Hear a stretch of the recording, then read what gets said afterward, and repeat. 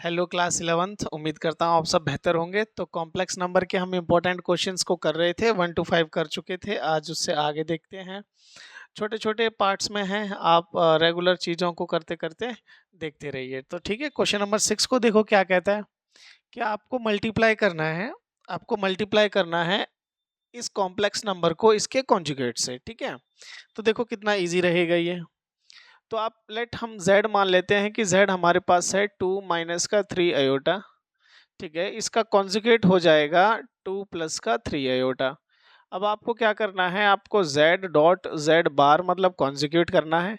तो 2 minus 3 iota, हालांकि ये एक प्रॉपर्टी होती है, उसके आधार पर भी हम सॉल्व कर सकते हैं, लेकिन मैं इसे अभी जनरल तरीके से बता रहा हूँ। तो 2 प्लस 3 आयोटा। अब आप एक काम कर सकते हो नॉर्मल तरीके से कि a प्लस बी और a माइनस बी वाली आइडेंटिटी लगा सकते हो। तो ये 2 का स्क्वायर हो जाएगा, यहाँ पे माइनस, और यहाँ पर हो जाएगा 3 आयोटा का होल स्क्वायर।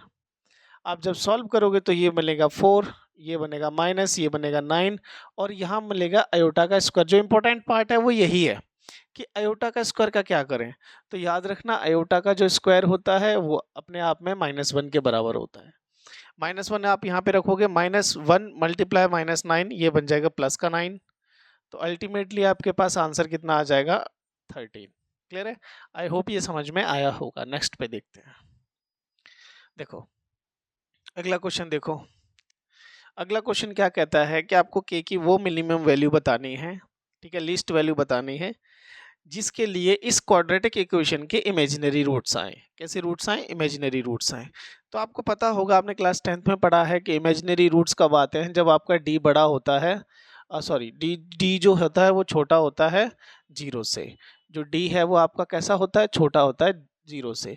तो जो d होता है वो होता क्या है कि b का स्क्वायर -4ac। क्लियर है? और ये किससे होना चाहिए? 0 से छोटा होना चाहिए।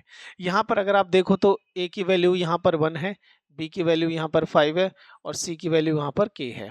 सब वैल्यूज उठा के आप इसमें सब्स्टिट्यूट कर दो। तो जो b का स्क्वायर है, b मतलब 5 है, 5 का स्क्वायर हो जाएगा।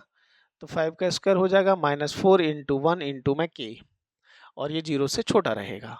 तो ये 25 हो गया, और ये माइनस का 4k हो गया। क्लियर है? आई होप ये चीज़ समझ में आ रही होगी। तो यहाँ पे 25 हो गया, और यहाँ पर कितना बचा भाई?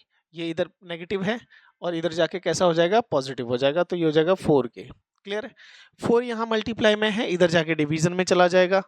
25 डिवाइडेड बाई 4, और ये k। तो जब आप डिवाइड करोगे तो 6.25 आ जाएगा।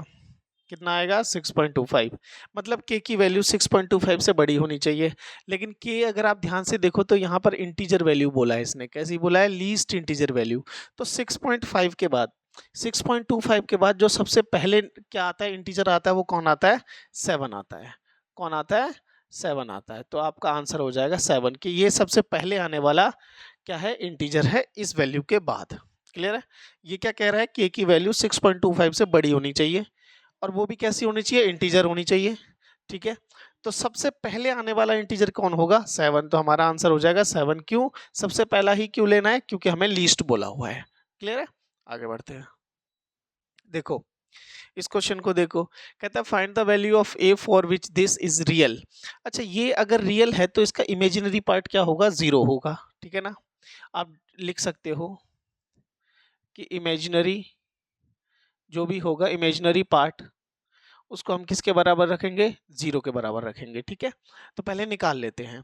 तो ये है 3 आयोटा का क्यूब -2a आयोटा का स्क्वायर, और प्लस का 1 - a इंटू में आयोटा। अब आप इसको जरा सॉल्व करो। देखो आयोटा का क्यूब होता है, आयोटा का क्यूब जो होगा वो माइनस आयोटा के बराबर होता है। ठीक है, आपने वो पढ़ी होगी। ठीक है ना? टेबल जो बनाते हैं हम आयोटा की पावर 1 2 3 करके, आयोटा का जो स्क्वायर होता है वो होता है अपने आप में -1 के बराबर। क्लियर? इसको यहाँ मल्टीप्लाई करेंगे, ये प्लस का आयोटा हो जाएगा। इसको यहाँ मल्टीप्लाई करेंगे, ये -a आयोटा हो जाएगा। क्लियर है? अब आप जरा ध्यान से देखो, ये क्या बन गया? ये -3 आयोटा बन गया आपके पास। ये क्या बन गया? ये प्लस का 2a बन गया। क्लियर है? प्लस का 2a। यहाँ सॉल्व करोगे तो देखो ये हो गया प्लस का आयोटा, और यहाँ पर भी माइनस का a आयोटा। अब आप इसको और इसको देखो सॉल्व कर सकते हो। क्लियर है? क्योंकि इसके पास भी आयोटा है, इसके पास भी आयोटा है, और ये कैसे हैं आपस में? सॉल्व हो सकते हैं। 3 में से एक गया तो आपके पास -2 आयोटा बचेगा, यहाँ पर माइनस का a आयोटा आ गया और प्लस का 2a आ गया पीछे। 2a वाला जो पोर्शन है ये रियल है, 2a वाला जो पोर्शन है वो क्या है, रियल है, ठीक है। मैं इसे अच्छे से लिख देता हूँ, ये हो जाएगा 2a, इसको हम पीछे लिख लेते हैं, इसमें से कॉमन ले लेते हैं कुछ देर के लिए, थोड़ा सा क्या कि हम माइनस कॉमन ले सकते हैं, 2 माइनस भी ले सकते हैं, प्लस भी ले सकते हैं, इस तरीके से, क्लियर है। -2 आयोटा मैंने ले लिया कॉमन। अब ये क्या कहता है कि ये रियल है, रियल है मतलब ये वाला पोर्शन 0 होना चाहिए, इमेजिनरी पार्ट है, ये वाला पोर्शन कैसा होना चाहिए, 0 होना चाहिए, तो हम इसको 0 के बराबर रखेंगे। तो -2 माइनस a इक्वल टू में 0, मैंने क्या किया है, ये माइनस दोनों से मल्टीप्लाई कर दिया अंदर, ठीक है। तो यहाँ से a की वैल्यू क्या आ जाएगी भाई, a की वैल्यू आ जाएगी -2, क्लियर है। आप इसको इस साइड भेजोगे तो ये पॉजिटिव बन जाएगा, इसलिए मैंने इस साइड लिख दिया है, ठीक है।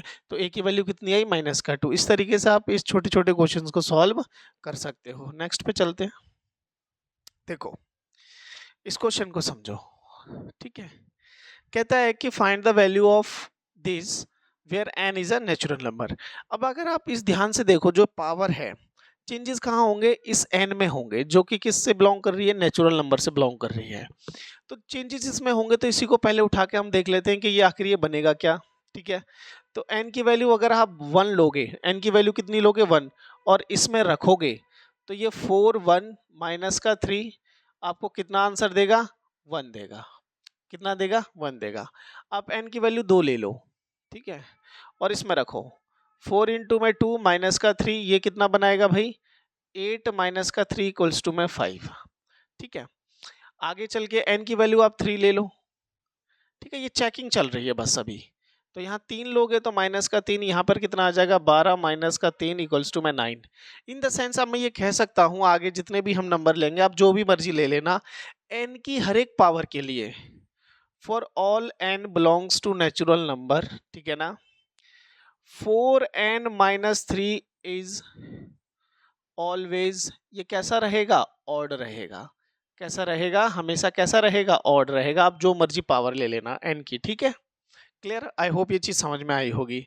अब ये जो चीज लिखी है इसको उठाते हैं, माइनस अंडर द रूट -1, और यहाँ पर है 4n माइनस का 3।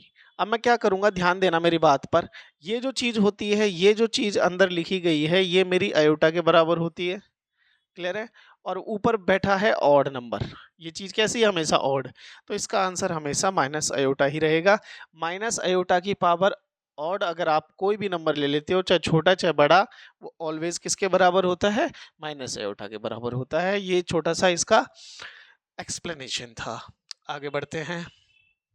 देखिए क्वेश्चन नंबर 10 में क्या है, क्वेश्चन नंबर 10 में क्या है, क्वेश्चन नंबर 10 में ये कहता है कि if a complex number lies in the third quadrant, find the quadrant of its conjugate. मान के चलते हैं कोई कॉम्प्लेक्स नंबर है, वो थर्ड में लाई कर रहा है। अब थर्ड में लाई करने का मतलब क्या होता है, मान के चलो मैंने एक z नंबर ले लिया, ठीक है, मैंने थर्ड में लाई कराना है, तो मुझे रियल भी नेगेटिव लेना पड़ेगा और इमेजिनरी भी नेगेटिव लेना पड़ेगा, तभी थर्ड में आएंगे, क्योंकि थर्ड क्वाड्रेंट में दोनों नेगेटिव होते हैं।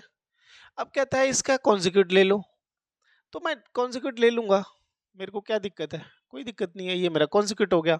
अब जरा देखो, जरा इसमें दोनों पॉजिटिव होते हैं आपके, इसमें नेगेटिव और पॉजिटिव होते हैं, इसमें नेगेटिव और नेगेटिव होते हैं, इसमें क्या होता है, पॉजिटिव और नेगेटिव होते हैं। तो देखो ये किससे मैच कर रहा है, ये मैच कर रहा है इससे, किससे मैच कर रहा है, सेकंड वाले से। किससे मैच कर रहा है, सेकंड वाले से, क्योंकि पहला नेगेटिव है और दूसरा पॉजिटिव है। तो इसका जो कॉन्जुगेट लाई करेगा वो किस में लाई करेगा, आपका सेकंड क्वाड्रेंट में लाई करेगा। क्लियर है। आई होप ये चीज़ें आपको समझ में आई होंगी।